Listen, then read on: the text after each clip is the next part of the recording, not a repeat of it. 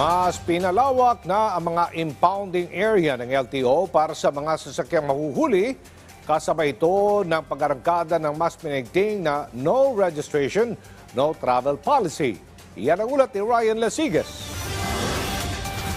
Planchado na ang gagawing mas pinigting na implementasyon ng Land Transportation Office sa no registration, no travel policy sa bansa.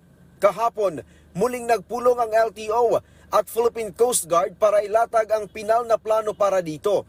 Sa nabanggit na pagpupulong, napag-usapan ang mga reklamo at hinaing ng ilang PUV operators at drivers kaugnay sa matitigas ang ulo ng mga tsuper na patuloy na namamasada kahit pa wala silang prangkisa.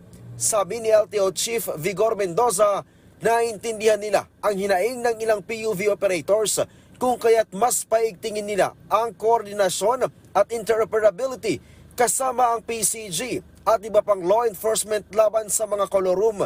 Batay sa reklamo ng mga major transport groups, umaabot sa 30% ng kanilang araw-araw na kita ang nawawala dahil sa mga colorum.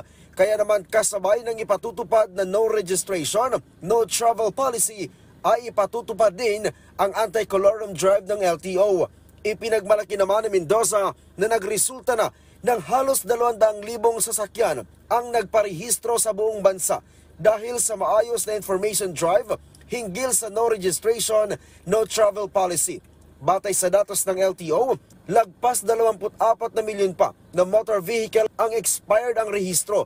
Katumbas ito ng 65% sa bilang ng mga sasakyan sa buong bansa. Karamihan sa mga ito daw ay motorsiklo. Ang NCR ang nangunguna sa may pinakamaraming sasakyan na hindi nakarehistro, sinundan ng Region 7, Region 3 at Region 4A.